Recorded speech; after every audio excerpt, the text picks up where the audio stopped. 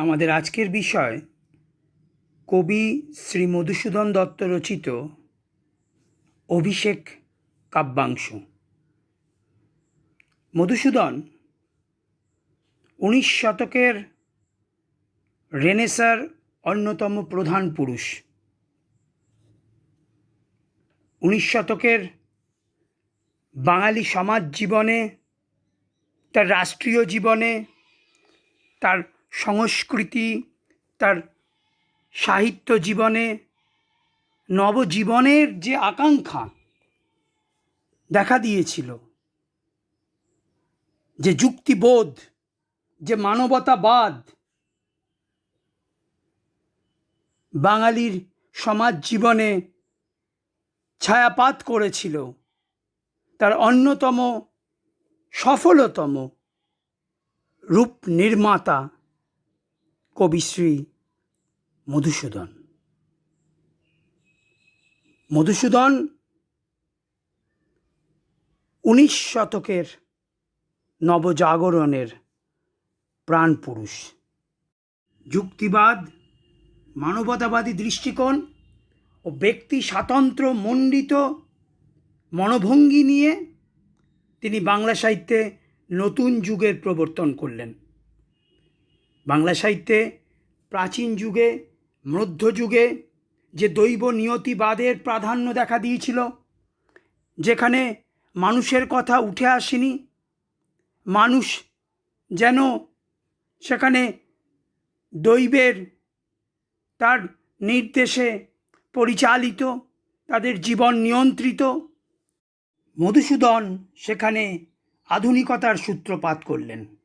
মানুষকে নিয়ে এলেন তার নাটকে, তার কাব্যের প্রধান বিষয়বস্তু রূপে।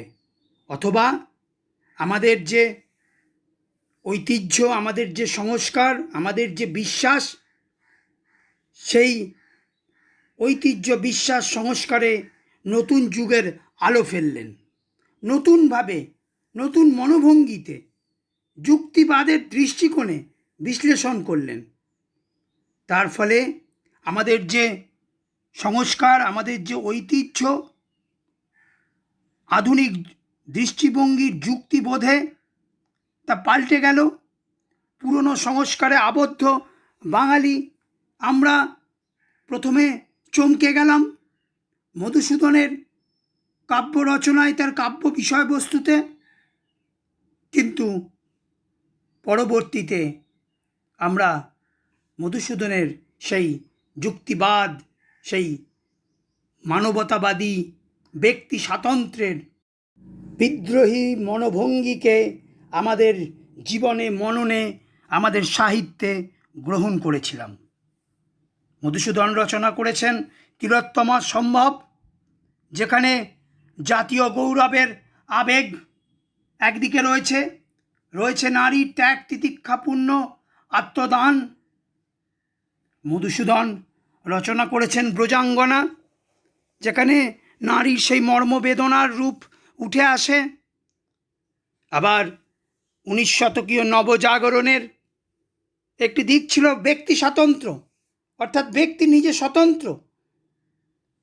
তো ব্যক্তি, নারীও ব্যক্তি, তাই নারীর তার যে স্বাতন্ত্র্যের যে আকাঙ্ক্ষা, পুরুষের পাশে দাঁড়ানোর তার যে স্বাধীনতার আকাঙ্ক্ষা,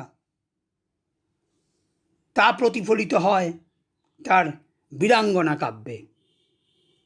মধুসূদনের তার প্রবাস জীবনে থাকাকালে তার যে দেশে ফেরার যে আকুলতা, মাতৃভূমিতে ফেরার যে ব্যাকুলতা, তার মনোভূমির যে নিভৃত আকাঙ্ক্ষা, তা উঠে আসে চতুর্দশপদী কবিতাবলিতে। কৃষ্ণকুমারী রচনা করেন নাটক, বাংলা সাহিত্যের প্রথম ট্র্যাজেডি। সেখানে ইতিহাস মানব প্রেমে রসসিক্ত হয়ে ওঠে। 19 শতকে একদিকে নবীন যুব সমাজ তাদের উচ্ছৃঙ্খলতা, আবার রক্ষণশীল তাদের যে অন্ধত্ব, তাকে মধুসূদন তুলে নিয়ে আসেন তার একেই কি বলে সভ্যতা বুড়ো শালিকের ঘাড়েরও নামে প্রহসনে। কিন্তু মধুসূদনের শ্রেষ্ঠ রচনা মেঘনাদ বধ কাব্য। মেঘনাদ বধ কাব্য রামায়ণের লঙ্কাকাণ্ডের 3 দিন ও 2 রাত্রির ঘটনা নিয়ে রচিত। এখানে মোট 9টি সর্গ রয়েছে। বীরবাহুর নিধন সংবাদ দিয়ে এই কাব্যের সূচনা। অবশেষে মেঘনাদের হত্যা ও প্রমীলার স্বামীর চিতারোহণের অশ্রুসিক্ত হৃদয় বিদারক পরিণতিতে কাব্যের সমাপ্তি। মেঘনাদ বধ কাব্য আমরা বললাম তা আমাদের রামায়ণ মহাকাব্য থেকে গৃহীত হয়েছে। মেঘনাদ বধ কাব্যকে আমরা বলতে পারি লিটারারি এপিক বা সাহিত্যিক মহাকাব্য। এখন মহাকাব্য এবং সাহিত্যিক মহাকাব্য তার মধ্যে পার্থক্যটা যদি আমরা একটু জেনে নিই তাহলে আমাদের বুঝতে সুবিধা হয়। মহাকাব্য কি? মহাকাব্য আসলে একটা সমগ্র জাতির তার যে জীবনচর্যা, তার যে ঐতিহ্য, তার যে সংস্কৃতি, যা স্বতঃস্ফূর্তভাবে প্রকাশিত হয়, সেটাই হচ্ছে মহাকাব্য। রবীন্দ্রনাথ বলেছেন সমগ্র জাতির জীবন সুরের যে অনুরণন তা প্রকাশিত হয় মহাকাব্যে। দেশকালের নিগুড় অন্তঃস্থল থেকে উৎসারিত হয় মহাকাব্যের কাহিনী। মহাকাব্য আমরা তাকে বলি স্বতঃস্ফূর্ত মহাকাব্য, অথেন্টিক এপিক বা ট্র্যাডিশনাল এপিক। এই ট্র্যাডিশনাল এপিক গড়ে ওঠে মৌখিক ঐতিহ্য, রূপকথা, লোক কাহিনীর উপাদান, প্রাচীন ইতিহাসভিত্তিক কাহিনীর ওপর ভিত্তি করে। সেখানে একটা ব্যাপ্তি থাকে। অসংখ্য মানুষ তাদের জীবনের ওঠাপড়া, তাদের আশা আকাঙ্ক্ষা উঠে আসে মহাকাব্যে। শুধু পৃথিবী নয়, স্বর্গ মর্ত্য পাতাল জুড়ে বিস্তৃতি। এই ব্যাপ্তির মধ্যেই মহাকাব্যের কাহিনী বিন্যস্ত হয়। একেই আমরা বলি মহাকাব্য, অথেন্টিক এপিক, স্বতঃস্ফূর্ত মহাকাব্য। আমাদের হোমারের ইলিয়াড, ওডিসি, আমাদের দেশের রামায়ণ মহাভারত, এই মহাকাব্যগুলি আসলে অথেন্টিক এপিক বা স্বতঃস্ফূর্ত মহাকাব্য। আর মহাকাব্যের আরেকটি ভাগ রয়েছে যাকে আমরা বলি লিটারারি বা সেকেন্ডারি এপিক, সাহিত্যিক মহাকাব্য। এ আসলে পরবর্তীকালে কোনো কবি যখন ওই স্বতঃস্ফূর্ত মহাকাব্যের কাহিনীকে অবলম্বন করে তার নিজস্ব মনন শক্তি, তার নিজস্ব আদর্শবাদিতা, তার নিজস্ব ব্যক্তি স্বাতন্ত্র্য, তার নিজের যুগের বৈশিষ্ট্য সহকারে নতুন করে রচনা করে ওই প্রাচীন মহাকাব্যকে, তখন তাকে আমরা বলি সাহিত্যিক মহাকাব্য। যেমন মিল্টনের প্যারাডাইস লস্ট, দান্তের ডিভাইন কমেডি, ভার্জিলের ইনিড, আমাদের মধুসূদনের মেঘনাদ বধ কাব্য, তাকে আমরা বলি লিটারারি এপিক, সাহিত্যিক মহাকাব্য।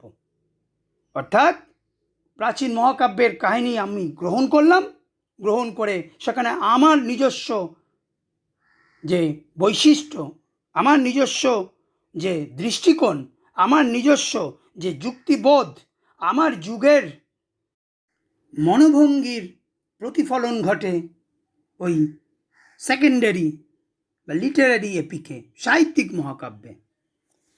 মধুসূদন রামায়ণের কাহিনী গ্রহণ করেছেন আর তার মধ্যে নিজস্ব ব্যক্তি স্বাতন্ত্র্যবাদ, 19 শতকীয় যুক্তিবাদ, মানবতাবাদ, তার মাধ্যমে তিনি নতুন দৃষ্টিভঙ্গিতে নতুনভাবে নির্মাণ করছেন রামায়ণের কাহিনী, মেঘনাদ বধ কাব্য। এখানে আমরা দেখি যে আমাদের এতদিনের যে ঐতিহ্য, সংস্কৃতি, এতদিনের যে বিশ্বাস, যে আচার, যা আমরা মেনে এসেছি, অর্থাৎ রাম ন্যায়ের প্রতীক, রাবণ অন্যায়ের প্রতীক, ন্যায় অন্যায়ের যুদ্ধে শেষ পর্যন্ত ন্যায়ের জয় ঘটে, রাবণের বিনাশ ঘটে, রাম জয়ী হয়। মধুসূদন এই কাহিনী গ্রহণ করে তার নিজস্ব দৃষ্টিকোণ এবং যুগের দৃষ্টিকোণ, তার সংযোজন ঘটালেন, নতুনভাবে নতুন মনোভঙ্গিতে রচনা করলেন মেঘনাদ বধ কাব্য। এখানে নায়ক হয়ে উঠছেন, ট্র্যাজিক নায়ক হয়ে উঠছেন রাবণ। মেঘনাদ, লক্ষ্মণ, রাম, তাদের চরিত্রকে এমনভাবে হাজির করা হচ্ছে নতুন যুক্তিবাদের আলোকে, তারা হয়ে উঠছেন আত্মবিশ্বাসহীন, শৌর্য, বীর্য, পৌরুষত্বহীন, ষড়যন্ত্রী পরায়ণ চরিত্র। যেন ঘৃণা বর্ষিত হচ্ছে রাম লক্ষ্মণের প্রতি। আসলে আমরা যদি সেই সময়টাকে বিচার করি তাহলে আমরা দেখব যে যে রামকে বাল্মীকি কৃত্তিবাস ওই দেবতার অবতার রূপে চিহ্নিত করেছেন, মধুসূদন তার 19 শতকীয় পাশ্চাত্য যুক্তিবাদী দৃষ্টিকোণে সেই রামের দেবত্বের প্রতি তিনি সংশয় প্রকাশ করেছেন, রামের পৌরুষত্বের প্রতি তিনি সংশয় প্রকাশ করেছেন। তার কারণ রাবণ মেঘনাদের বিরুদ্ধে যে যুদ্ধ করেছিলেন, সেই যুদ্ধে তাকে সহায়তা করেছিলেন দৈবী শক্তি। সেখানে নানা রকম ষড়যন্ত্রের আশ্রয় নেওয়া হয়েছিল। মধুসূদন নতুন যুক্তিবাদের দৃষ্টিকোণে তাই রামের চরিত্রে, লক্ষ্মণের চরিত্রে তিনি কাপুরুষতার পরিচয় পেয়েছেন। অথচ বিপরীতে রাবণ, মেঘনাদ তাদের চরিত্রের মধ্যে অমিত পরাক্রমশীলতার পরিচয় পেয়েছেন। মধুসূদন তিনি নিজে ছিলেন হিন্দু কলেজের ছাত্র, তার ফলে তার মধ্যে ছিল সেই বিদ্রোহী সত্তা, সমাজের যে রক্ষণশীলতা, সেই রক্ষণশীলতার বিরুদ্ধে বিদ্রোহ, সমাজের যে প্রথা, সেই প্রথা ভাঙার তীব্র আকাঙ্ক্ষা। তাই যা কিছু পূজিত, অর্থাৎ রামকে আমরা পুজো করে এসেছি, তাকেই ধিক্কার জানিয়েছেন ওই নবযুগের চেতনায়। আর যা ধিক্কৃত হয়েছে, যে রক্ষণশীল সমাজ, যে পুঁথি শাস্ত্রের সমাজ, যে ঐতিহ্য, যাকে ধিক্কার জানিয়েছে এতদিন, সেই অন্যায়ের মূর্ত প্রতীক রূপে যাকে হাজির করেছে, সেই রাবণ মেঘনাদকে মধুসূদন তিনি কিন্তু নতুন যুগের আলোকে একজন ট্র্যাজিক নায়ক হিসেবে, যার অসীম ক্ষমতা রয়েছে, অসীম শক্তি রয়েছে, অমিত বীর, অথচ দেবতাদের ষড়যন্ত্রে পরাস্ত হল। তো সেই যা ধিক্কৃত, তাকে তিনি পুজোর আসনে বসাচ্ছেন। এই নবযুগের চেতনা। আর তখন 19বিংশ শতকের বাঙালির মধ্যে দেখা দিয়েছে রাজনৈতিক চেতনা, রাষ্ট্রীয় চেতনা। তার ফলে এখানে রাবণ, মেঘনাদ, অগণিত রাক্ষস সেনা দল, তারা সকলেই মধুসূদনের সেই নবজাগ্রত রাষ্ট্রীয় চেতনায় হয়ে উঠছেন দেশের স্বাধীনতা রক্ষার জন্য লড়াইকারী সৈনিক, যারা লঙ্কার স্বাধীনতা রক্ষা করার জন্য নিজেদের জীবন দিতে প্রস্তুত। অপরদিকে রাম, লক্ষ্মণ, তারা হয়ে উঠেছে বিদেশি, লঙ্কা আক্রমণকারী শত্রু, যারা লঙ্কার স্বাধীনতাকে হরণ করে নিতে চায়। আর বিভীষণ, তিনি হয়ে ওঠেন ঘরের শত্রু, দেশের শত্রু, দেশের শত্রুর সঙ্গে যিনি হাত মিলিয়ে দেশের স্বাধীনতাকে বিপন্ন করে তুলেছেন। মধুসূদনের এই ঊনবিংশ শতকীয় যে রাষ্ট্রীয় চেতনা, তা কিন্তু এই মেঘনাদ বধ কাব্যে প্রতিফলিত হচ্ছে। রামায়ণে রাবণ, মেঘনাদ এই চরিত্রের মধ্যে যে বীরত্বের বীজ লুকিয়েছিল, অমিত পরাক্রমশালী এই চরিত্র, অথচ বাল্মীকি, কৃত্তিবাস তাদের যে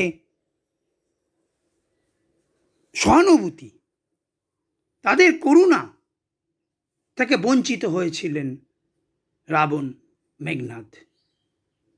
অথচ তাদের মধ্যে অমিত সম্ভাবনা ছিল। একজন রোম্যান্টিক কবি হিসেবে কাব্যে উপেক্ষিত এই রাবণ, মেঘনাদ, তাদের প্রতি সহানুভূতি জাগ্রত হয়েছে মধুসূদনের। তিনি রাবণ, মেঘনাদের চরিত্রকে যথাযোগ্য সম্মান জানাতে চেয়েছেন। আবার ব্যর্থতাবোধের যন্ত্রণায় মধুসূদন আর রাবণ যেন একে অপরের সমার্থক হয়ে ওঠে, যেন কবির আত্মার প্রতিফলন ঘটে রাবণ চরিত্রের মধ্য দিয়ে। মধুসূদন, রাবণ দুজনেরই রয়েছে দুর্দম শক্তি, অথচ নিয়তির সর্বনাশ যেন দুজনকেই গ্রাস করে। বিপুল শক্তি রয়েছে, অথচ শেষে বিপুল ব্যর্থতা গ্রাস করে।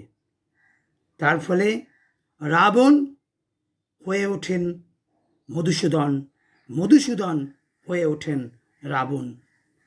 এখানেই মেঘনাদ বধ কাব্যে রাবণ হয়ে ওঠেন মধুসূদনের নায়ক, আর মেঘনাদ হয়ে ওঠেন মাই ফেভারিট ইন্দ্রজিৎ, তার মানস প্রতিম পুরুষ। আমরা যখন মেঘনাদ বধ কাব্য পাঠ করব, তখন যেন মধুসূদনের যে আধুনিক যুগ চেতনা, তার যে ব্যক্তি স্বাতন্ত্র বোধ, তার মনোভঙ্গি, সব কিছু মিলিয়ে নিয়ে যেন আমরা পড়ি। আমাদের পাঠ্য অভিষেক কাব্যাংশ মেঘনাদ বধ কাব্যের প্রথম সর্গ থেকে গ্রহণ করা হয়েছে। প্রথম সর্গের মূল কাব্যের নাম ছিল অভিষেক, আমাদের গ্রন্থেও অভিষেক নামেই সংকলিত হয়েছে। মূল রামায়ণ থেকে আমরা জানতে পারি পিতৃসত্য পালনের জন্য দশরথ নন্দন রাম, তিনি তার সহধর্মিণী সীতা ও ভ্রাতা লক্ষ্মণকে নিয়ে বনবাসের জীবন যাপন করছিলেন। সেখানে একদা উপস্থিত হন রাক্ষসরাজ রাবণের ভগিনী শূর্পণখা। শূর্পণখা লক্ষ্মণকে প্রেম নিবেদন করেন। বিনিময়ে লক্ষ্মণ শূর্পণখার নাসিকা ছেদন করেন। ভ্রাতা রাবণ বোনের এই লাঞ্ছনায়, এই অপমানে ক্রুদ্ধ হয়ে অপমানের প্রতিশোধ গ্রহণের জন্য সীতাকে অপহরণ করেন। অপহরণ করে স্বর্ণলঙ্কার অশোক কাননে তাকে বন্দি করে রাখেন। সীতাকে পুনরুদ্ধারের জন্য স্বর্ণলঙ্কায় এসে উপস্থিত হন রাম, লক্ষ্মণ ও তাদের সাহায্যকারী অগণিত বানর সেনা। স্বর্ণলঙ্কার বুকে এক ভয়াবহ যুদ্ধের, এক বিভীষণ রণের ক্ষেত্র প্রস্তুত হয়। একদিকে সীতাকে উদ্ধার করার জন্য রাম, লক্ষ্মণ ও তাদের বানর সেনার প্রচেষ্টা,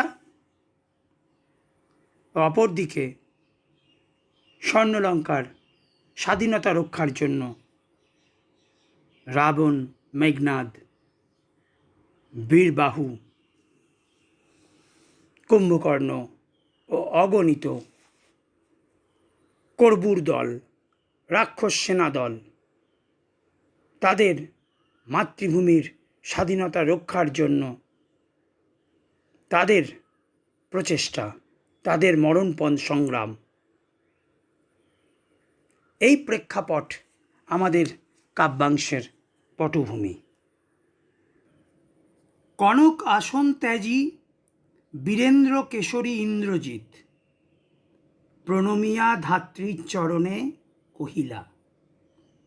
কনক আসন ত্যাজি অর্থাৎ স্বর্ণ সিংহাসন ত্যাগ করে উঠে এলেন বীরেন্দ্র কেশরী। বীরেন্দ্র, বীরযুক্ত ইন্দ্র অর্থাৎ শ্রেষ্ঠ বীর। ইন্দ্র অর্থাৎ শ্রেষ্ঠ, বীরেদের মধ্যে শ্রেষ্ঠ। কেশরী,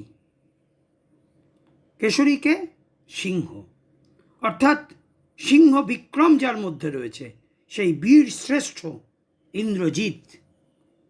ইন্দ্রজিৎ রাবণের পুত্র, মন্দোদরিতার মাতা, রামায়ণের অন্যতম শ্রেষ্ঠ বীর ইন্দ্রজিৎ, মধুসূদনের মানস প্রতিম নায়ক, ফেভারিট ইন্দ্রজিৎ। ইন্দ্রজিৎ জন্মের সময় মেঘের মতো গর্জন করে কেঁদে ওঠেন, তার জন্য তার নাম হয় মেঘনাদ। মহাদেবের আশীর্বাদ পুষ্ট ইন্দ্রজিৎ অদৃশ্য থেকে তিনি যুদ্ধে পারদর্শী ছিলেন। এভাবেই তিনি মায়াজালে আচ্ছন্ন করে ইন্দ্রকে বন্দি করে স্বর্ণলঙ্কায় নিয়ে আসেন। ব্রহ্মা তখন তার নাম দেন ইন্দ্রজিৎ, ইন্দ্রকে জয় করেছেন যিনি। ধাত্রী এসেছেন। ধাত্রীকে মন্দোদরিতার মাতা, আর ইন্দ্রজিৎকে ছোট থেকে প্রতিপালন করেছেন সেই দাইমা ধাত্রী প্রভাসা। তার ছদ্মবেশ ধারণ করে এসেছেন দেবী লক্ষ্মী। তার কারণ ইন্দ্রজিৎকে যুদ্ধক্ষেত্রে প্রেরণ করা। নিকুম্ভিলা যজ্ঞাগারে, যেখানে ইন্দ্রজিৎ যুদ্ধক্ষেত্রে অবতীর্ণ হওয়ার আগে তার ইষ্ট দেবতা অগ্নিকে পুজো করবেন, সেখানে প্রেরণ করা। তার কারণ সেখানে আগে থেকেই উপস্থিত আছেন লক্ষ্মণ, এবং লক্ষ্মণকে পথ দেখিয়ে নিকুম্বিলার যজ্ঞাগারে নিয়ে আসবেন ইন্দ্রজিতের কাকা ক্ষুল্লতাত বিভীষণ, এবং সেখানে নিরস্ত্র পূজারত ইন্দ্রজিৎকে বধ করবেন লক্ষ্মণ। তাই ইন্দ্রজিৎকে যুদ্ধক্ষেত্রে নিকুম্বিলা যজ্ঞাগারে প্রেরণ করার জন্য ধাত্রী প্রভাসার ছদ্মবেশ ধারণ করে এসেছেন কুললক্ষ্মী। ইন্দ্রজিৎ ভেবেছেন প্রভাসা তার ধাত্রী এসেছেন, তিনি কনকাসন স্বর্ণ সিংহাসন ত্যাগ করে প্রভাসার চরণে তিনি প্রণাম করেছেন। কহিলা, কি হেতু মাত গতি তব আজি এ ভবনে? হে মাতা, তুমি কেন এসছ? এখানে কেন উপস্থিত হয়েছ? কহ দাসে লঙ্কার কুশল। স্বর্ণলঙ্কার কি সংবাদ তুমি নিয়ে এসেছ মাতো? এই দাস অর্থাৎ নিজেকে তিনি বিনয়ের সঙ্গে বিনীতভাবে সন্তান রূপে দাস রূপে প্রতিপন্ন করছেন, মায়ের কাছে জানতে চাইছেন লঙ্কাপুরীর সংবাদ, তার কোনো মঙ্গল বার্তা। শিরচুম্বী ছদ্মবেশী অম্বুরা শিশুতা উত্তরিলা। ইন্দ্রজিতের শির অর্থাৎ তার মাথায় স্নেহচুম্বন করলেন। ছদ্মবেশ ধারণকারী অম্বুরাশি, অম্বুরাশি অর্থাৎ সমুদ্র, সমুদ্রের সুতা অর্থাৎ সমুদ্র কন্যা।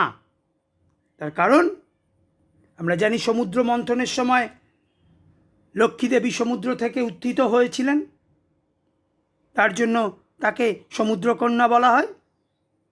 সে সমুদ্রকন্যা লক্ষ্মীদেবী তিনি উত্তর দিলেন, হায় পুত্র, কি আর কহিব কনক লঙ্কার দশা, ঘোরতর রণে হত প্রিয় ভাই তব বীরবাহু বলি। হে পুত্র, কনক লঙ্কার এই দুর্দশার সংবাদ তোমায় আর কি আর জানাবো।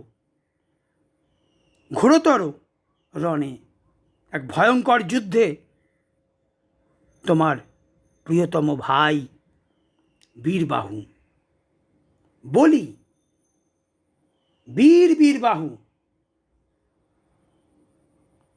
তিনি প্রাণ হারিয়েছেন। বীরবাহু, এই বীরবাহু চরিত্র আমরা বাল্মীকি রামায়ণে পাই না। এই বীরবাহু চরিত্রকে আমরা পাই কৃত্তিবাসী রামায়ণে। বীরবাহু হলেন রাবণের পুত্র, তার মা চিত্রাঙ্গদা। সেই বীরবাহু ইন্দ্রজিতের ভাই। রাম রাবণের যে ঘোরতর যুদ্ধ, ভয়ঙ্কর যুদ্ধ, সেই ভয়ঙ্কর যুদ্ধে তিনি প্রাণ হারিয়েছেন। তার শোকে মহাশোকী রাক্ষসাধিপতি, পুত্রকে হারিয়ে, বীরবাহুকে হারিয়ে রাক্ষস অধিপতি রাবণ তিনি মহাশোকী, শোকগ্রস্ত, মর্মাহত। সসৈন্যে সাজেন আজি যুজিতে আপনি। পিতা রাবণ পুত্র বীরবাহুকে হারিয়ে শোকগ্রস্ত হয়ে তিনি পুত্রের হত্যার প্রতিশোধ গ্রহণের জন্য তিনি নিজে সসৈন্যে সাজেন, অর্থাৎ তিনি যুদ্ধক্ষেত্রে অবতীর্ণ হওয়ার জন্য রণসাজে সজ্জিত হচ্ছেন। যুজিতে আপনি, যুদ্ধ করতে তিনি প্রস্তুত হচ্ছেন। জিজ্ঞাসিলা মহাবাহু বিস্ময় মানিয়া।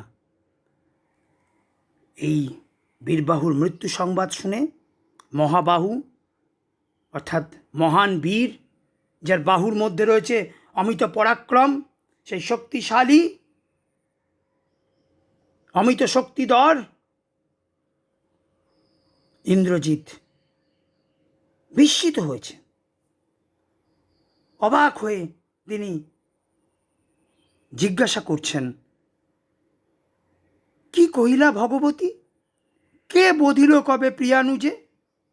হে ভগবতী, ভগবতী কে? ভগবতী দেবী দুর্গার অপর নাম ভগবতী।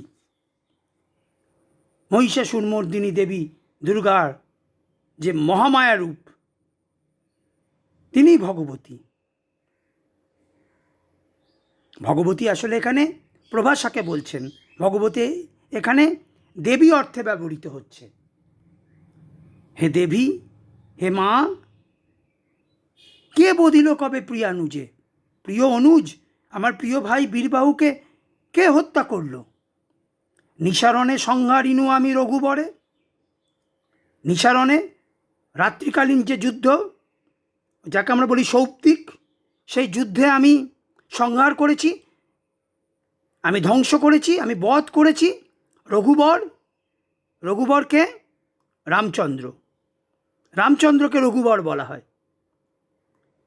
সূর্যবংশীয় যে রাজা, রাজা দিলীপের পুত্র রঘু, রঘুর পুত্র অজ, আর অজর পুত্র দশরথ, দশরথের পুত্র রামচন্দ্র। রঘু ছিলেন প্রবল পরাক্রমশালী রাজা। এই রঘুর নামেই রঘু বংশের নামকরণ করা হয়। তাই রামকে বলা হয়, কখনো বলা হয় রঘুপতি, কখনো বলা হয় রাঘব, কখনো বলা হয় রঘুবর, অর্থাৎ রঘুবংশের এক শ্রেষ্ঠ সন্তান। ইন্দ্রজিৎ বলছেন, আমি সৌপ্তিক পর্বে অর্থাৎ রাত্রিকালীন যুদ্ধে আমি রামকে বিনাশ করেছি, খণ্ড খণ্ড করিয়া কাটিনু। বড়শি প্রচণ্ড স্বর বৈরী দলে আমি স্বর নিক্ষেপ করেছি, বর্ষণ করেছি, খণ্ড বিখণ্ড করেছি শত্রুদল, বৈরী দলকে, রামের সেনা দলকে। তবে এ বারতা, এ অদ্ভুত বারতা জননী কোথায় পাইলে তুমি? শীঘ্র কহ দাসে। তাহলে তুমি এই সংবাদ, তুমি এই অদ্ভুত সংবাদ, এই আশ্চর্য সংবাদ, হে জননী, হে মা, তুমি কোথা থেকে পেলে? তুমি বলো এ দাসকে, তোমার সন্তানকে। রত্নাকর রত্নোত্তমা ইন্দিরা সুন্দরী উত্তরীলা। রত্নাকর, রত্নের আকর্যা, অর্থাৎ রত্ন যেখানে সঞ্চিত থাকে। কোথায় রত্ন সঞ্চিত থাকে? সমুদ্র গর্ভে।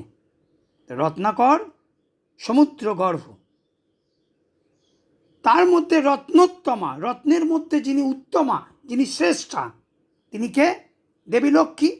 তিনিই তো সম্পদের অধিষ্ঠাত্রী দেবী, তিনি সকল রত্নের উত্তমা। সেই ইন্দিরা সুন্দরী, সেই মনোরমা দেবী লক্ষ্মী, তিনি উত্তর দিলেন, হায় পুত্র মায়াবী মানব সীতাপতি, তব স্বরে মরিয়া বাঁচিল। হে পুত্র, সীতাপতি, সীতার পতি অর্থাৎ রাম, তিনি মায়াবী মানব, তিনি মায়া জানেন, ঐন্দ্রজালিক শক্তির অধিকারী তিনি। তাই তোমার স্বরে সে মরে গিয়েও, মৃত্যুর পরেও আবার সে প্রাণ ফিরে পেয়েছে। রক্ষ রক্ষ কুল মান, এ কাল সমরে রক্ষ চূড়ামণি। এই রক্ষকুল, এই রাক্ষস বংশের যে মান সম্মান, এই লঙ্কার যে স্বাধীনতা, সেই স্বাধীনতা তুমি রক্ষা করো। তার জন্য এক কাল সমর অপেক্ষা করছে, এক ভীষণ যুদ্ধ, এক মরণ মুখর যুদ্ধ অপেক্ষা করছে। সেই যুদ্ধে তুমি অবতীর্ণ হও। তুমি তো রক্ষবংশের চূড়ামণি, তুমি তো শ্রেষ্ঠ বীর। মৃত্যু অবশ্যম্ভাবী পরিণতি যেই যুদ্ধ, সেই রাম রাবণের সেই যুদ্ধে, এই কাল সমরে তুমি অবতীর্ণ হও, আর লঙ্কার রাক্ষস বংশের তুমি মান মর্যাদা রক্ষা করো। ওই আমরা বললাম দেবী লক্ষ্মী তিনি প্ররোচিত করছেন যাতে ইন্দ্রজিৎ যুদ্ধক্ষেত্রে অবতীর্ণ হন। ওই নিকুম্বিলা যজ্ঞাগারে তিনি উপস্থিত হন, যেখানে আগে থেকেই উপস্থিত আছেন বিভীষণ, লক্ষ্মণ তাকে নিরস্ত্র অবস্থায় হত্যা করবে বলে। ছিরিলা কুসুম দাম রোষে মহাবলী মেঘনাদ। বীরবাহুর মৃত্যু সংবাদে প্রিয়তম ভ্রাতাকে হারিয়ে মহাবলী মেঘনাদ ফুলের মালা ছিঁড়ে ফেললেন। ফেলাইলা কনক বলয় দূরে, সোনার বালা খুলে দূরে ফেললেন। পদতলে পড়ি সবিল কুণ্ডল, যথা অশোকের ফুল অশোকের তলে আভাময়। কুণ্ডল কানের অলঙ্কার পরিত্যাগ করলেন, তা পড়ে রইল তার পদতলে। যেমন অশোক গাছের তলায় অশোকের ফুল পড়ে থাকে, তার আভা তার সৌন্দর্য বিকরিত হয়, তেমনি ওই কনক বলয় ওই কুণ্ডল পড়ে রইল মেঘনাদের পদতলে। ধিক মোড়ে কহিলা গম্ভীরে কুমার। আত্মধিক্কার জানাচ্ছেন, নিজেকে ধিক্কার জানাচ্ছেন কুমার, অর্থাৎ রাবণ পুত্র রাজকুমার ইন্দ্রজিৎ ধিক্কার দিচ্ছেন। হা ধিক মোড়ে। বৈরী দল বেড়ে স্বর্ণলঙ্কা, সমস্ত স্বর্ণলঙ্কা বেড়ে অর্থাৎ বেষ্টন করে ঘিরে রয়েছে বৈরী দল, সৈন্যদল, শত্রুর সেনারা ঘিরে ধরেছে সমগ্র স্বর্ণলঙ্কাকে চারিদিক থেকে। খেতে আমি বামাদল মাঝে, আর আমি তখন বামাদল অর্থাৎ নারী সঙ্গ মাঝে, নারীদের মাঝে তখন আমি বিলাস ব্যসনে মত্ত হয়ে রয়েছি, রঙ্গরসে মত্ত হয়ে রয়েছি। এই কি সাজে আমারে?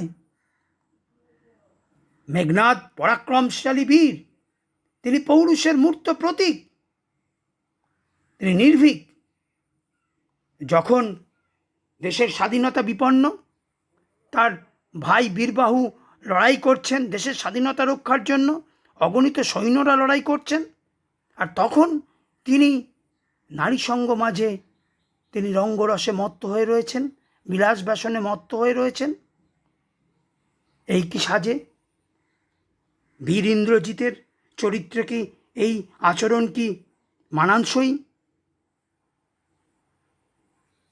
এই কি সাজে আমারে?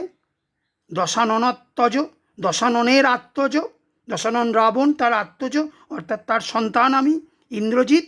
আমি ইন্দ্রকে জয় করেছি, আমি সেই বীর। আনো রথ তড়া করি, এখনই রথ নিয়ে আসো, উপস্থিত করো। ঘুচাবো ও অপবাদ বোধির উপকূলে। এই যে অপবাদ, অর্থাৎ ইন্দ্রজিৎ যখন সমগ্র স্বর্ণলঙ্কা জ্বলছে, স্বর্ণলঙ্কার স্বাধীনতা বিপন্নতার মুখোমুখি, শত্রুদল আক্রমণ করেছে স্বর্ণলঙ্কাকে, তখন ইন্দ্রজিৎ রঙ্গবিলাস কলায় মত্ত। এই অপবাদ তিনি দূর করতে চেয়েছেন, বলেছেন যুদ্ধের রথ প্রস্তুত করতে। তিনি রিপুকুল শত্রুদলকে তিনি বধ করবেন, লঙ্কার স্বাধীনতার পথে যে কণ্টক, সেই কণ্টক তিনি বিনাশ করবেন। সাজিলা রথীন্দ্র সর্ব বীর আবরণে। রথীন্দ্র সর্ব, রথীন্দ্রযুক্ত ঋষভ, রথীন্দ্র রথী বীর, ইন্দ্র মানে শ্রেষ্ঠ, বীর শ্রেষ্ঠ, আর ঋষভ শ্রেষ্ঠ জন যিনি, অর্থাৎ শ্রেষ্ঠ বীরের অন্যতম ইন্দ্রজিৎ। তিনি বীর আবরণে যুদ্ধক্ষেত্রে অবতীর্ণ হওয়ার আগে যুদ্ধ সাজে, রণসাজে তিনি সজ্জিত হচ্ছেন। হৈমবতী সুত যথা নাসিতে তারকে মহাসুর। এই ইন্দ্রজিতের যুদ্ধক্ষেত্রে অবতীর্ণ হওয়ার জন্য যে প্রস্তুতি, তার যে রণসাজে সজ্জিত হওয়া, তার সঙ্গে মধুসূদন তুলনা করছেন কার? তুলনা করছেন মহাসুর, অর্থাৎ তারকাসুর। সেই মহা অসুর তারকাসুর, যার মস্তক থেকে নির্গত তেজ দগ্ধ করে দেবতাদের, যার পদচারণায় দেবতাদের বাসভূমি নন্দন কানন তছনছ হয়ে যায়, সেই তারকাসুরকে বধ করার সময় পার্বতীপুত্র কার্তিকেয় যেভাবে বীর আবরণে সজ্জিত হয়েছিলেন, সেভাবে সেজে ওঠেন রথীন্দ্রস্বর্ব ইন্দ্রজিৎ। কিংবা যথা বৃহন্নলারূপী কিরীটি অর্থাৎ অর্জুনকে ইন্দ্র তিনি কিরীট অর্থাৎ মাথার মুকুট দিয়েছিলেন, যার জন্য তার নাম কিরীটি। সেই পঞ্চপাণ্ডব যখন অজ্ঞাতবাসে ছিলেন, তখন তারা বিরাট রাজ্যে বিভিন্ন ছদ্মবেশ ধারণ করেছিলেন। তৃতীয় পাণ্ডব অর্জুন, তিনি সেই বিরাট রাজার কন্যা উত্তরা, তার নৃত্যের শিক্ষক বৃহন্নলার রূপ ধারণ করেছিলেন। সেই বৃহন্নলা অর্জুন বিরাট পুত্র সহ উদ্ধারিতে গোধন সাজিলা সুর সমীবৃক্ষ মূলে, যখন সেই বিরাট রাজার গোধন কৌরবরা অপহরণ করেছিলেন, তখন সেই গোধন উদ্ধার করতে বিরাট পুত্র উত্তরের সারথি হয়েছিলেন অর্জুন। বৃহন্নলার সাজ পরিত্যাগ করে রণসাজে সজ্জিত হয়েছিলেন। আর সমীবৃক্ষে, যেখানে অর্জুন তার গান্ডীব লুকিয়ে রেখেছিলেন, সেই সমীবৃক্ষ শাখা থেকে অর্জুন সেই গান্ডীব সংগ্রহ করে যুদ্ধ সাজে সেজে উঠেছিলেন। সেভাবেই সেজে উঠেছেন ইন্দ্রজিৎ। মেঘবর্ণ রথ যুদ্ধক্ষেত্রে অবতীর্ণ হওয়ার জন্য ইন্দ্রের রথ এসে উপস্থিত হয়েছে। সেই রথ মেঘবর্ণ, চক্র বিজলির ছটা, সেই রথের চাকা থেকে বিদ্যুতের যেন আলো ঠিকরে বেরোচ্ছে, বিচ্ছুরিত হচ্ছে বিজলির ছটা। ধ্বজ ইন্দ্রচাপরূপী, ধ্বজ অর্থাৎ পতাকা, রথের নিশানরূপী যে পতাকা, সেখানে ইন্দ্রচাপ অর্থাৎ রামধনুর বর্ণ বিলসন শোভিত হচ্ছে, শোভা পাচ্ছে। তুরঙ্গম বেগে আশুগতি, রথের সঙ্গে যে ঘোড়া যোজিত রয়েছে, তুরঙ্গম যে অশ্ব যোজন করার রয়েছে রথের সঙ্গে, তার গতি আশুগতি অর্থাৎ ক্ষিপ্র গতি সম্পন্ন, তীব্র গতি সম্পন্ন, দ্রুত গতি সম্পন্ন, বায়ুর গতি সম্পন্ন অশ্ব যোজিত রয়েছে যে রথ, সেই রথ উপস্থিত ইন্দ্রজিতের সমীপে সম্মুখে। রথে চড়ে বীর চূড়ামণি, বীর দর্পে বীর চূড়ামণি, বীর শ্রেষ্ঠ রথে চড়ে, রথে আসীন হচ্ছেন ইন্দ্রজিৎ। হেনকালে প্রমীলা সুন্দরী, প্রমীলা ইন্দ্রজিতের সহধর্মিণী স্ত্রী। এ প্রমীলা চরিত্র মহাভারতে আছে, মূল রামায়ণে নেই। এই চরিত্র হাজির করেছেন মধুসূদন দত্ত। প্রমীলা দানব কন্যা, তিনি মেঘনাদের সহধর্মিণী স্ত্রী। হেনকালে প্রমীলা সুন্দরী ধরি পতি করযুগ। প্রমীলা এসে উপস্থিত হয়েছেন মেঘনাদের সম্মুখে।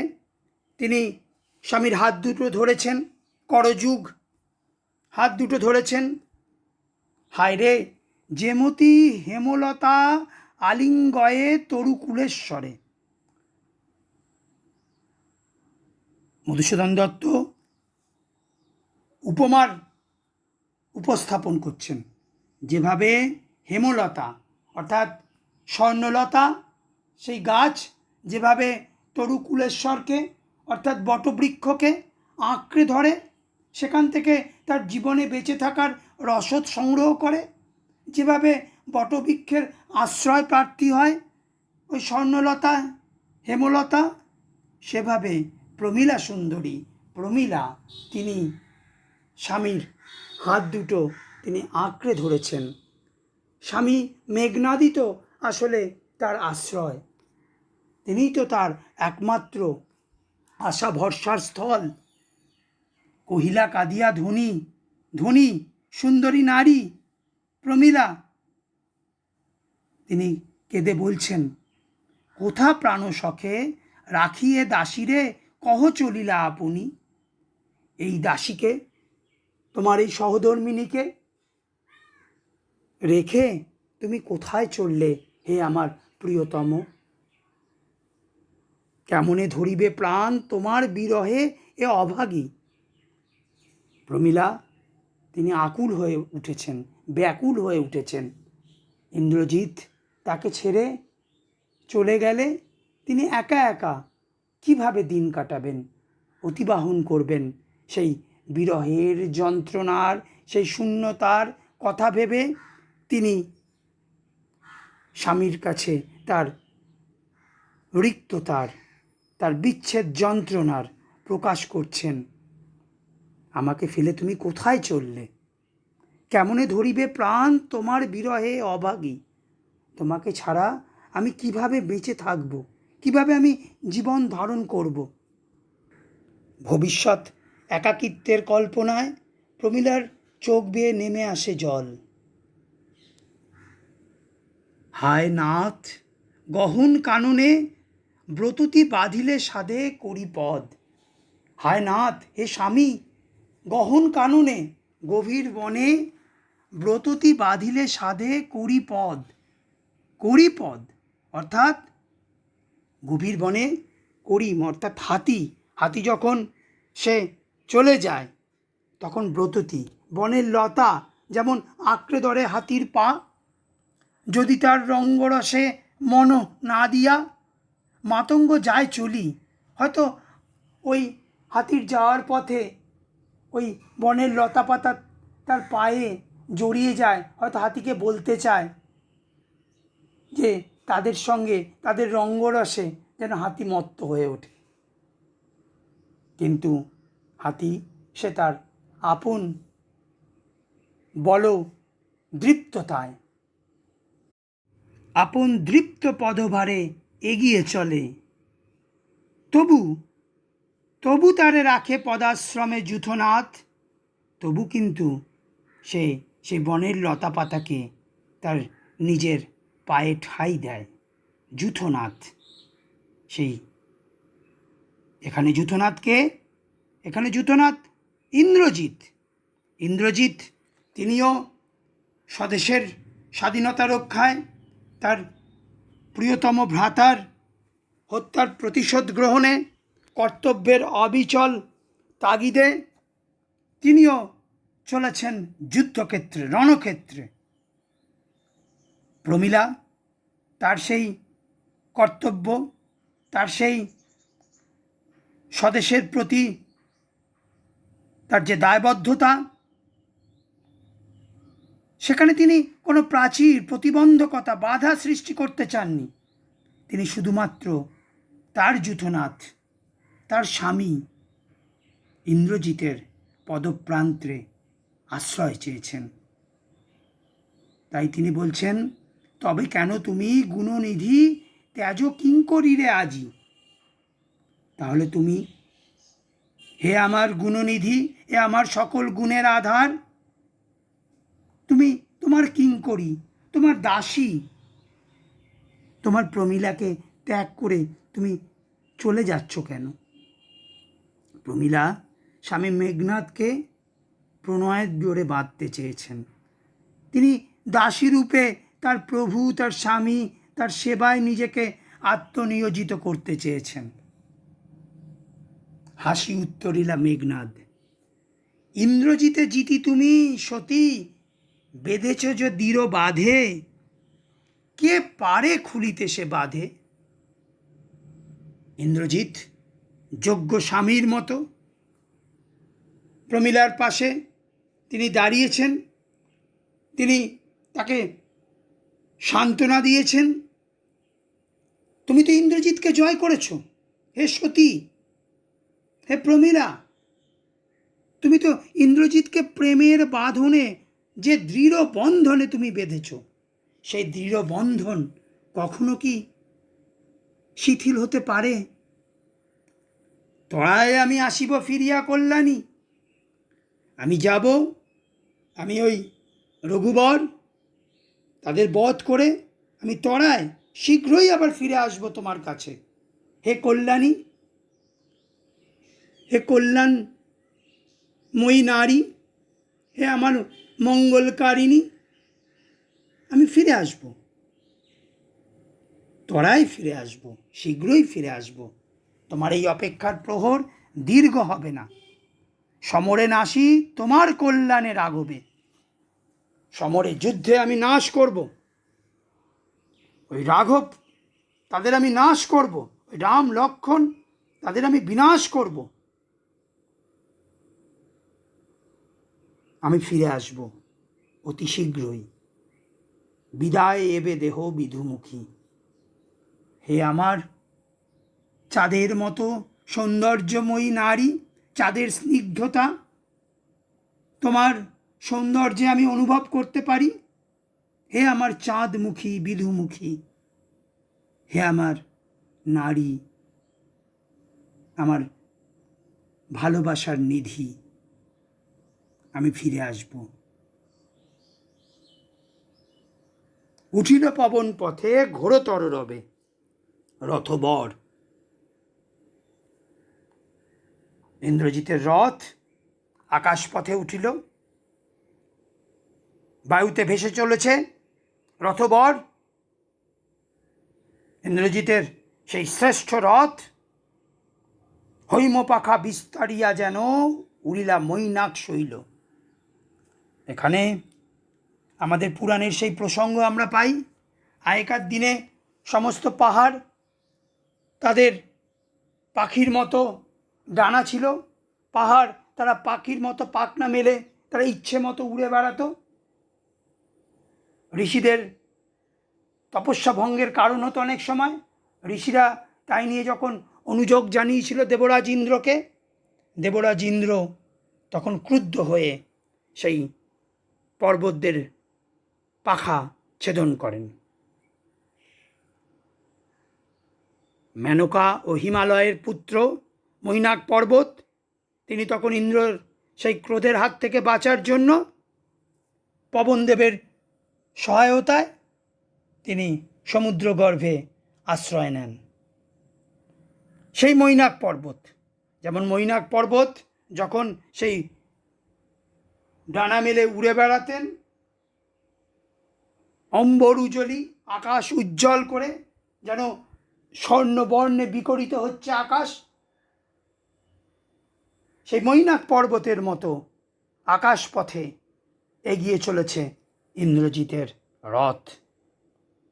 সিঞ্জিনী আকর্ষী রসে, সিঞ্জিনী ধনুকের ছিলা আকর্ষণ করলেন, টেনে ধরলেন ইন্দ্রজিৎ রসে ক্রুদ্ধ হয়ে।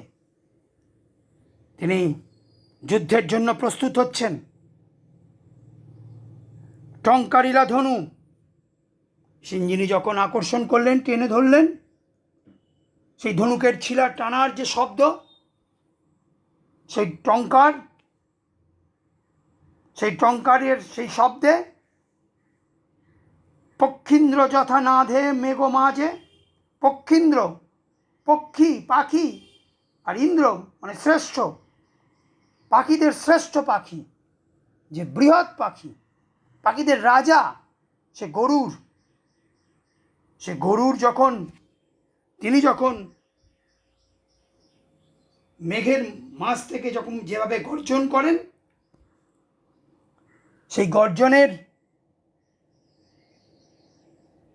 যে তীব্র গর্জন, সেই যে ভৈরব, সেই ভৈরবের সঙ্গে তুলনীয় ইন্দ্রজিৎ যখন তার সিঞ্জিনী আকর্ষণ করছেন, সেই ধনুকের টঙ্কার তীব্র গর্জনে কাপিলা লঙ্কা কাপিলা জলধি, সেই সিঞ্জিনী আকর্ষণে কেঁপে উঠল লঙ্কা, কেঁপে উঠল স্বর্ণ লঙ্কা, কেঁপে উঠল সমুদ্র, কেঁপে উঠল। এদিকে সাজিছে রাবণ রাজা বীর মদে মাতি, বাজিছে রণবাজনা, গরজিছে গজ, হেসে অশ্ব, হুঙ্কারিছে পদাতিক রথি, উড়িছে কৌশিক ধ্বজ, উঠিছে আকাশে কাঞ্চন কঞ্চুক বিভা, হেনকালে তথা দ্রুতগতি উতরিলা মেঘনাদ্রতি। পুত্র বীরবাহুর হত্যার প্রতিশোধ গ্রহণে শোকাবেশ কাটিয়ে লঙ্কাধিপতি রাবণ রাঘবের বিরুদ্ধে যুদ্ধ করার জন্য বীর মদে মত্ত হয়ে যুদ্ধ অভিযানের প্রস্তুতি গ্রহণ করছেন। সেই রণসাজে সজ্জিত হওয়ার মুহূর্তে বাজিছে রণবাজনা, রণদামামা বেজে উঠেছে, গরজিছে গজ, অর্থাৎ বৃঙ্গন ধ্বনি শোনা যাচ্ছে, গজের গর্জন, হাতির গর্জন শোনা যাচ্ছে, রেশা ধ্বনি শোনা যাচ্ছে, অশ্বের তীব্র চিৎকার, ওই যে রেশের অশ্ব অর্থাৎ রেশা, অশ্বের তীব্র চিৎকার শোনা যাচ্ছে, হুঙ্কারিছে পদাতিক রথি, অর্থাৎ চতুরঙ্গ সেনানী তারা সাজে রণসাজে সজ্জিত হচ্ছেন, তাদের হুঙ্কার শোনা যাচ্ছে, উড়িছে কৌশিক ধ্বজ, স্বর্ণলঙ্কার সেই রেশমি ধ্বজ পতাকা আকাশে উড়ছে, প্রকম্পিত হচ্ছে চতুরঙ্গ সেনানীর গর্জন, লঙ্কার আকাশ বাতাস ভরে উঠছে ওই গজরাজের বৃঙ্গনে রেশাধ্বনিতে, উঠিছে আকাশে কাঞ্চন কঞ্চুক বিভা, কাঞ্চন কঞ্চুক বিভা অর্থাৎ কাঞ্চন স্বর্ণ, কঞ্চুক, কঞ্চুক মানে সেই যে বর্ম, যুদ্ধক্ষেত্রে যাওয়ার আগে সেনারা যে বর্ম পরে, সেই স্বর্ণ বর্ণের সেই বর্ম থেকে যে বিভা, যে স্বর্ণাভা তা বিচ্ছুরিত হচ্ছে, যুদ্ধের একটা বাতাবরণ প্রস্তুত হয়েছে। সেই সময় সেখানে দ্রুতগতি উতরিলা মেঘনাদ্রথি, উপস্থিত হয়েছেন বীর মেঘনাদ। নাদিলা করবুর দল হেরি বীরবরে মহাগর্বে, মেঘনাদের উপস্থিতিতে সম্মিলিত যে করবুর দল, রাক্ষস দল, রাক্ষস সৈন্য দল মেঘনাদকে দেখে হেরি, সেই তাদের শ্রেষ্ঠ বীর মেঘনাদ, যুবরাজ মেঘনাদ, তাকে দেখে মহাগর্বে তারা জয়ধ্বনি দিতে লাগলো, গর্জন করতে লাগলো। নমিপুত্র পিতার চরণে, মেঘনাদ রথ থেকে নেমে পিতার কাছে উপস্থিত হয়েছেন, রাবণের কাছে। পিতার চরণে নমি প্রণাম করলেন পিতাকে, করজোড়ে কহিলা হে রক্ষ কুলপতি, শুনেছি মরিয়া নাকি বাঁচিয়াছে পুনঃ রাঘব। হে রক্ষ কুলপতি, হে রক্ষ বংশের সম্রাট, হে পিতা, শুনলাম মরে নাকি আবার বেঁচে উঠেছে রাঘব, ওই রাম। এ মায়া পিত বুঝিতে না পারি। হে পিতা, এই মায়া, এই জাদু, এই ষড়যন্ত্র বুঝতে অক্ষম ইন্দ্রজিৎ। ইন্দ্রজিৎ প্রভূত পরাক্রমশালী, দেব দৈত্য নর রণবিজয়ী ইন্দ্রজিৎ ইতপূর্বে স্বীয় শত্রু তথা স্বর্ণলঙ্কা আক্রমণকারী দশরথ নন্দন রাম লক্ষ্মণকে পরাজিত হত করেছেন। কিন্তু দৈবী ছলনায় রাম ও লক্ষ্মণের মৃত্যু কখনো কিন্তু সুনিশ্চিত হয়নি। অদৃশ্য মায়াবী শক্তির সহায়তায় আবার পুনর্জীবিত হয়েছেন রাম লক্ষ্মণ। রাঘবের পক্ষাবলম্বনকারী দেবতাদের যে ঐন্দ্রজালিক যে চাতুর্য ষড়যন্ত্র উপলব্ধি করতে ব্যর্থ হয়েছেন পুরুষকারের প্রতিমূর্তি ইন্দ্রজিৎ। কিন্তু অনুমতি দেহ পিতার কাছে প্রার্থনা করছেন, সমূলে নির্মূল করিব পামরে আজি। ওই পামর, ওই নীচ মনের অধিকারী, ওই বনবাসী, ওই অন্যায়কারী, ওই ভাতৃ হত্যাকারী রাঘবকে সমূলে নির্মূল করব, আজকে ধ্বংস করব। সেই অনুমতি দিন আমাকে। পিতার কাছে প্রার্থনা জানাচ্ছেন ইন্দ্রজিৎ। ঘোর সরানলে করি ভস্য, বায়ু অস্ত্রে উড়াইব তারে। ঘোর সরানলে করি ভস্য, ভস্য করব তাকে সরানলে, অগ্নিবাণে তাকে ভস্য করব, ছাই করব, আর বায়ু অস্ত্র দিয়ে সেই ছাই উড়িয়ে দেব।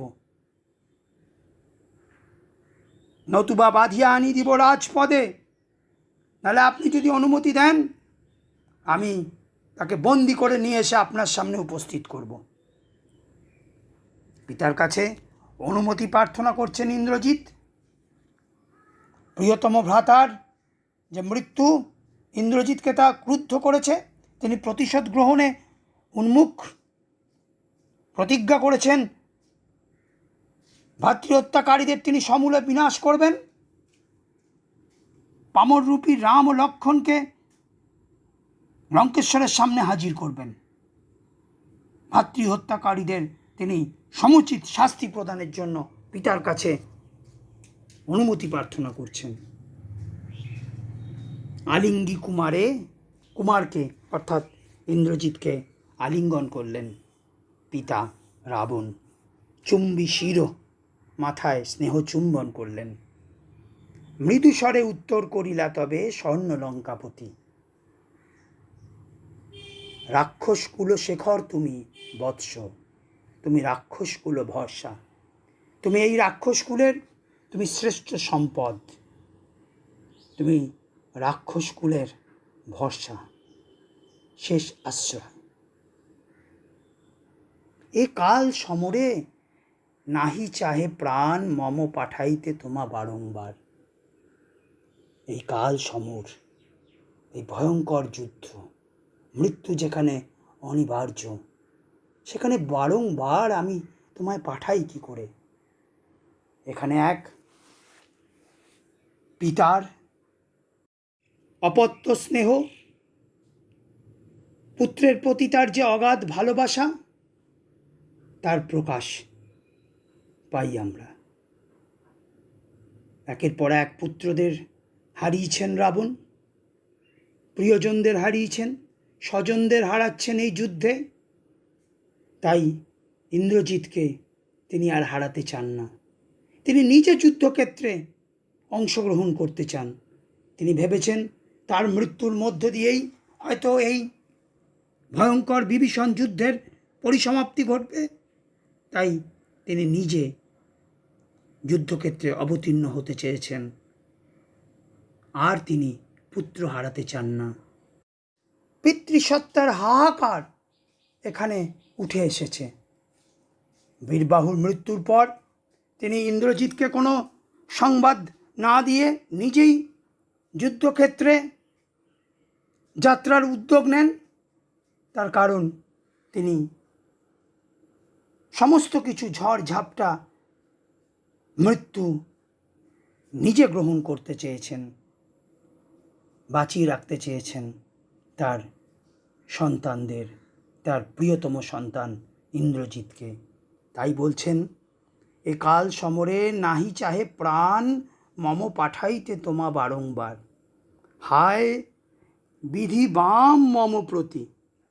হায় বিধি, বিধি অর্থাৎ বিধাতা ঈশ্বর, বাম অর্থাৎ বিরূপ, ঈশ্বর যেন আমার প্রতি বিরূপ। রাক্ষসাধিপতি রাবণ রাজের পুত্র ইন্দ্রজিৎ দুবার রাঘবকে পরাজিত করেছেন। এই যুদ্ধে রামচন্দ্রের মৃত্যু নিশ্চিত ছিল, তা সত্ত্বেও রামচন্দ্র পুনর্জীবিত হয়েছেন।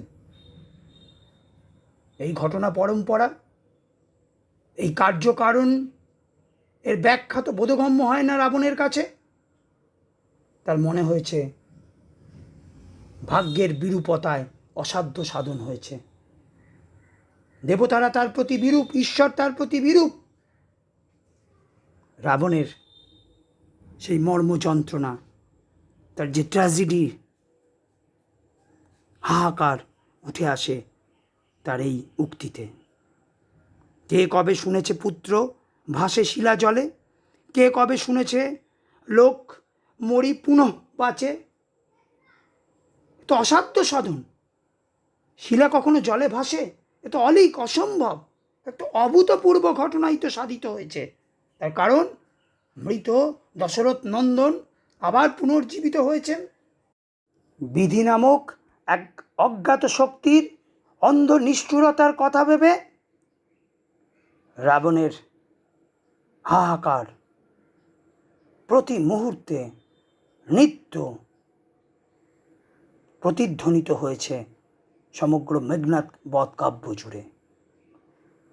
রাবণের ট্র্যাজেডি হয়ে ওঠে মেঘনাদ বধ কাব্যের মূল সুর। উত্তরিলা বীর দর্পে অসুরারি রিপু। উত্তরিলা বীর দর্পে বীর ইন্দ্রজিৎ উত্তর দিলেন, অসুরারি রিপু। অসুরের অরি কারা? দেবতারা, দেবরাজ ইন্দ্র। সেই দেবরাজ ইন্দ্রর যিনি শত্রু, তিনি হচ্ছেন ইন্দ্রজিৎ, মেঘনাদ। তিনি উত্তর দিলেন, কি ছাড় সে নর, তারে ডরাও আপনি রাজেন্দ্র। সামান্য নর, সামান্য মানুষ, ওই বনবাসী, ওই রামচন্দ্র, ওই লক্ষ্মণ ও তার বানর সেনা, তারে ডরাও আপনি। আপনি রাক্ষসরাজ রাবণ, পরাক্রমশালী বীর, আপনি ওই সামান্য মানব রামচন্দ্রকে ভয় পাচ্ছেন?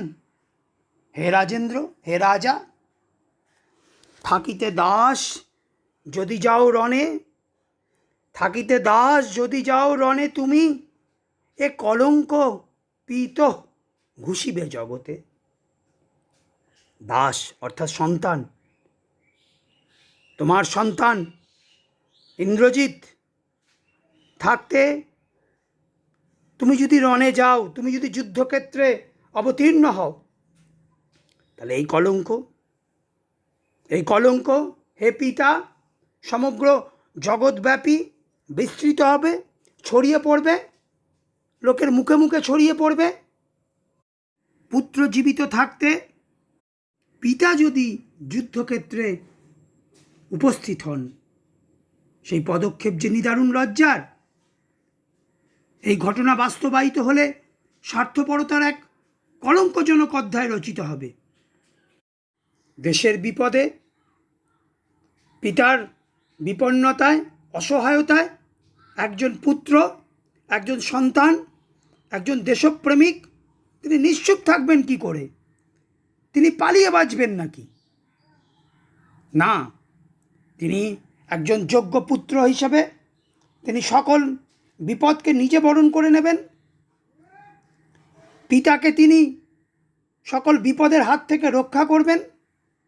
দেশকে তিনি দেশের শত্রুদের হাত থেকে তিনি পুনরুদ্ধার করবেন। দেশের স্বাধীনতাকে, দেশের সম্মানকে তিনি ঊর্ধ্বে তুলে ধরবেন। এটাই তার দায়িত্ব। হাসিবেন মেঘবাহন, রুষিবেন দেব অগ্নি।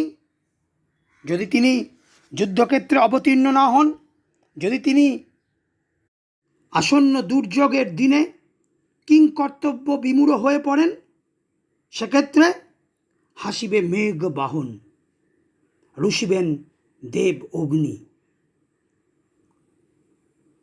দেবরাজ ইন্দ্র তার এই আচরণে হাসবেন। ইন্দ্রজিতের বীর মহিমা তাতে অবমানিত হবে। ইন্দ্রজিতের আরাধ্য দেবতা অগ্নিদেব তিনি ক্রুদ্ধ হবেন। তার কারণ তিনি পিতার প্রতি, দেশের প্রতি তার যে কর্তব্য দায়িত্ব, সেখান থেকে তিনি বিচ্যুত হয়েছেন। 2 বার আমি হারানু রাঘবে, আর 1 বার পিত দেহ আজ্ঞা মোরে। দেখিব এবার বীর বাঁচে কি ঔষধে।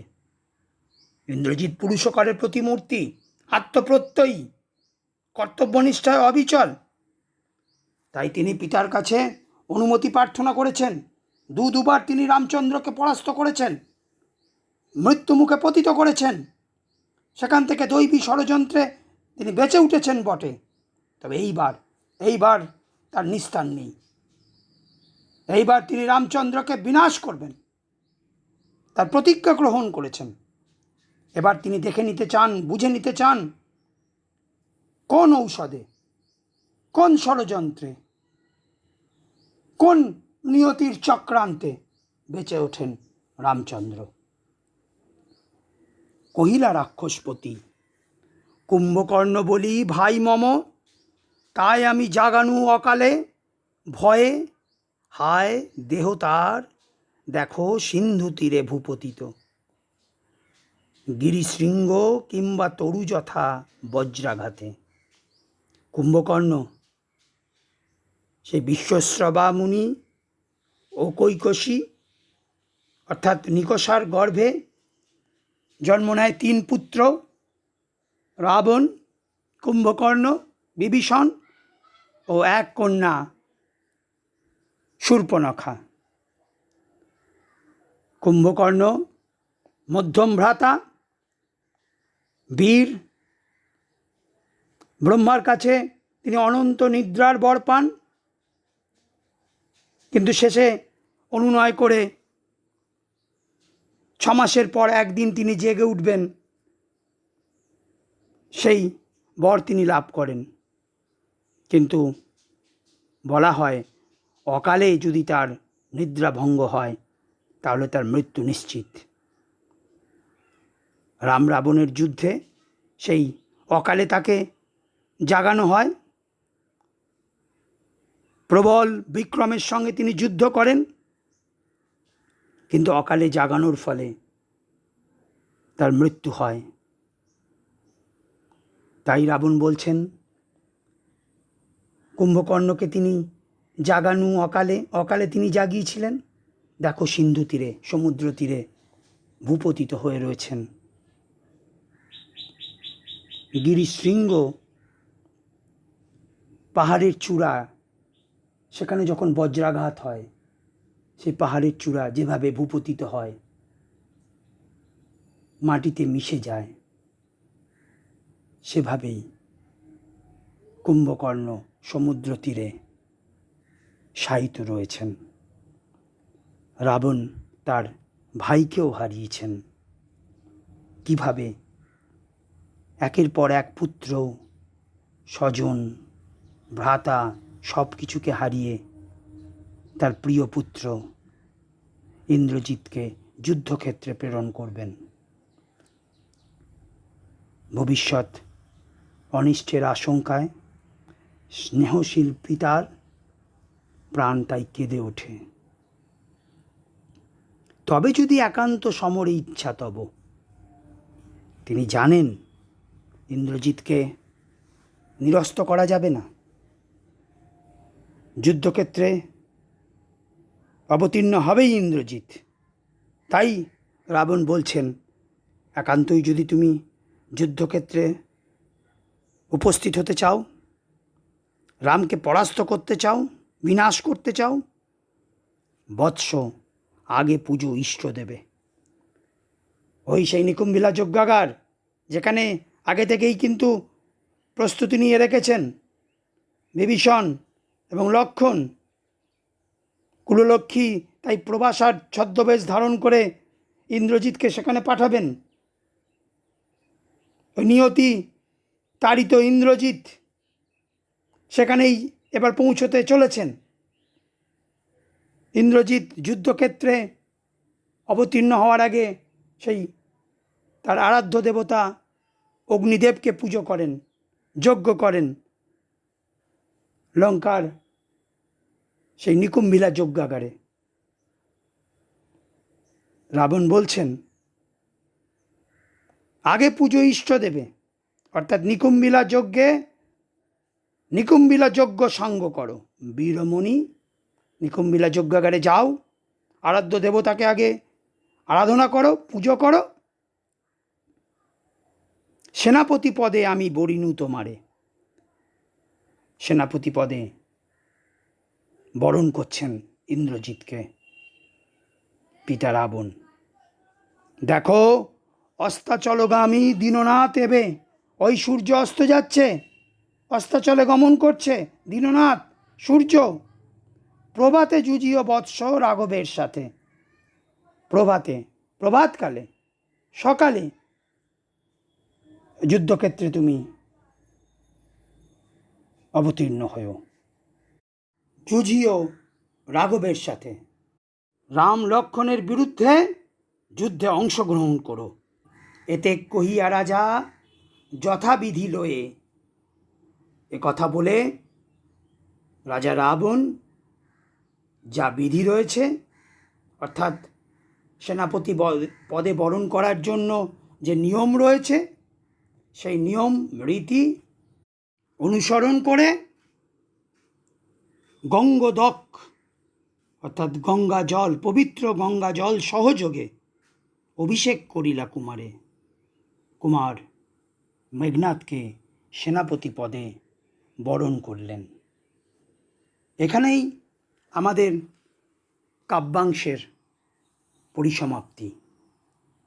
সেনাপতি পদে ইন্দ্রজিৎ, মহান বীর, পরাক্রমশালী বীর ইন্দ্রজিৎ তথা মেঘনাদের বরণের মধ্য দিয়ে আমাদের পাঠ্যাংশের কেন্দ্রীয় চরিত্র ইন্দ্রজিৎ। ইন্দ্রজিৎ মধুসূদনের মানসপুত্র, দৈব শক্তির প্রতিস্পর্ধী রূপে যেন এক দৃঢ় পর্বত গাত্রে উৎকীর্ণ ভাস্কর্যের ন্যায় মেঘনাদকে আমরা ঋজু, এক প্রাণবন্ত, এক বলিষ্ঠ চরিত্ররূপে হাজির হতে দেখি। অকৃত্রিম স্বাদেশিকতা, তার সাজাত্যবোধ, তার যে প্রজ্জ্বল আত্মপ্রত্যয়, প্রেম প্রীতি, শ্রদ্ধাবনত ব্যক্তিত্ব, সবের সংমিশ্রণ ঘটেছে মেঘনাদ চরিত্রে। মেঘনাদের মধ্যে রয়েছে শক্তির ঔদার্য, অকুতভয় চিত্ততা। আপন পৌরুষে বলিয়ান মেঘনাদ রাঘবকে দুবার পরাস্ত হতচেতন করেছেন, কিন্তু মায়াদেবীর আশীর্বাদ পুষ্ট হয়ে পুনর্জীবিত হয়েছেন রাঘব। আত্মপ্রত্যয়ী মেঘনাদ তখন পুনর্বার মায়াবী মানব সীতাপতিকে নিধন করতে দৃঢ় প্রতিজ্ঞ হয়েছেন।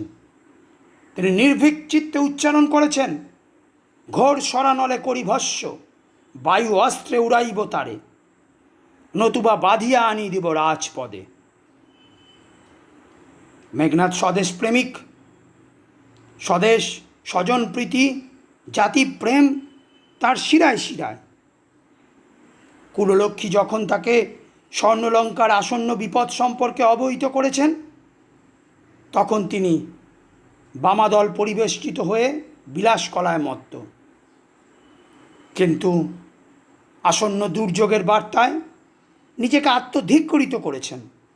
হা ধিক মোরে, বৈরী দল বেড়ে স্বর্ণলঙ্কা, হেতা আমি বামাদল মাঝে। স্বদেশাত্মা ইন্দ্রজিৎ মাতৃভূমির কলঙ্ক মোচনে সংকল্পবদ্ধ হয়েছেন। আমি ইন্দ্রজিৎ আনরথ তড়া করি, ঘুচাবো অপবাদ বধির উপকূলে। মেঘনাদ তো বীর, তাই বীর ধর্মের অবমাননায় তিনি ক্রুদ্ধ কুব্ধ হয়ে ওঠেন।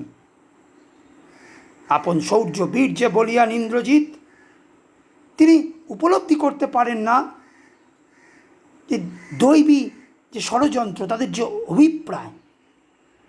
তাই অদৃষ্টচালিত যে ঘটনা প্রবাহ, সেই ঘটনা প্রবাহ বুঝতে না পেরে তার উক্তিতে ঝরে পড়ে শ্লেষ। শুনেছি মরিয়া নাকি বাঁচিয়াছে পুনঃ রাঘব, এ মায়া পিত বুঝিতে না পারি। মেঘনাদ একদিকে সুযোগ্য ভ্রাতা, আদর্শমান পুত্র। ভ্রাতা বীরবাহুর মৃত্যু সংবাদ তাকে প্রতিশোধ গ্রহণে প্রতিজ্ঞাবদ্ধ করেছে। পামর রাঘবকে নির্মূল করতে পিতার অনুমতি প্রার্থনা করেছেন। ধর্ম সচেতন ইন্দ্রজিৎ যুদ্ধ অভিযান থেকে পিতা রাবণকে নিবৃত্ত করতে চেয়েছেন। শোকমগ্ন পিতার মধ্যে সাহসের সঞ্চার করে নিজে রণক্ষেত্রে অবতীর্ণ হতে চেয়েছেন। কেননা থাকিতে দাস যদি যাও রণে, এ কলঙ্কপিত ঘুষিবে জগতে। ইন্দ্রজিৎ একজন সুযোগ্য স্বামী, আদর্শমান স্বামী, সংবেদনশীল হৃদয়ের অধিকারী এই মহারথী। তার মধ্যে প্রেমিক সত্তাও কিন্তু প্রস্ফুটিত হয়। প্রমীলার প্রতি তার যে সুগভীর অনুরাগ আমরা অনুভব করতে পারি, প্রত্যক্ষ করতে পারি। প্রমীলা যখন স্বামীর সঙ্গে আসন্ন বিচ্ছেদের কল্পনায় শোকাতুরা, তখন বিরহিণী নারীকে আশ্বস্ত করে ইন্দ্রজিৎ বলেন, ইন্দ্রজিতে জিতি তুমি সতী, বেঁধেছ যে দৃঢ় বাঁধে, কে পারে খুলিতে সে বাঁধে। স্বামীর দায়বদ্ধতা, অনুরাগ প্রকাশেও কিন্তু ইন্দ্রজিৎ অনন্য হয়ে ওঠেন। মেঘনাদ তাই নির্ভীক যোদ্ধা, স্বদেশ প্রেমিক, সাজাত্যবোধে আত্মমর্যাদা বান পুরুষই নন, তিনি কিন্তু রক্ত মাংসে গড়া এক মানব চরিত্র হয়ে ওঠেন মধুসূদনের হাতে। এই কাব্যাংশে আমরা ক্ষুদ্র পরিসরে প্রমীলাকে পাই। প্রমীলা তার মূল পরিচয় তার প্রণয়ে। মেঘনাদের প্রতি সুগভীর ভালোবাসা ব্যক্ত হয়েছে তার এই সংক্ষিপ্ত উপস্থিতিতে।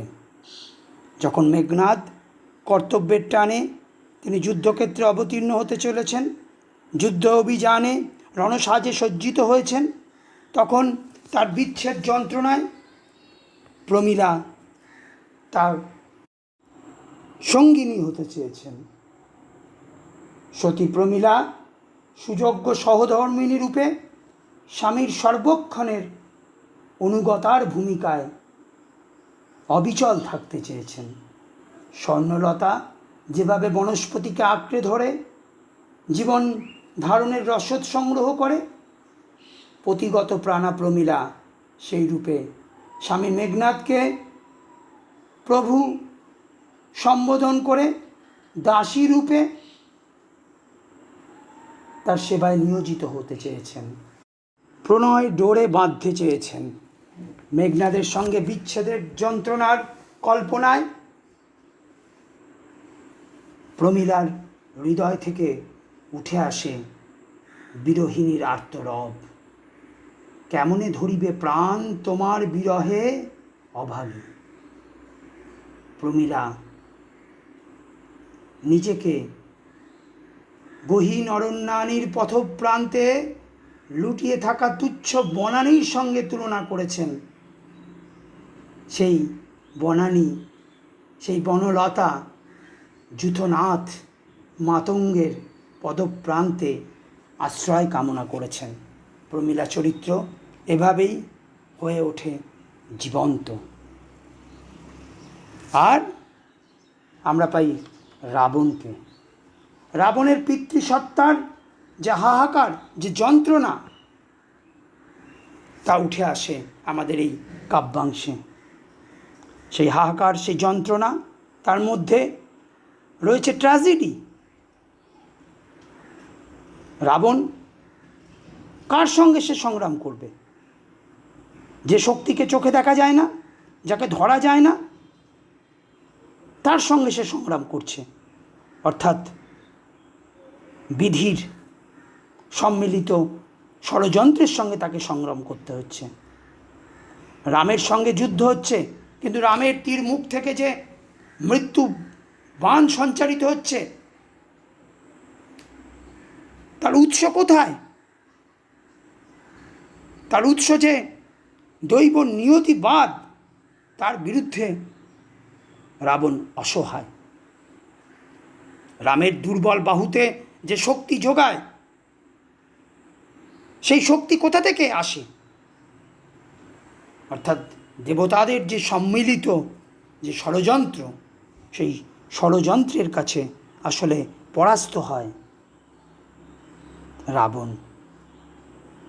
রাবণ চরিত্রে এই ট্র্যাজেডির হাহাকার রয়েছে।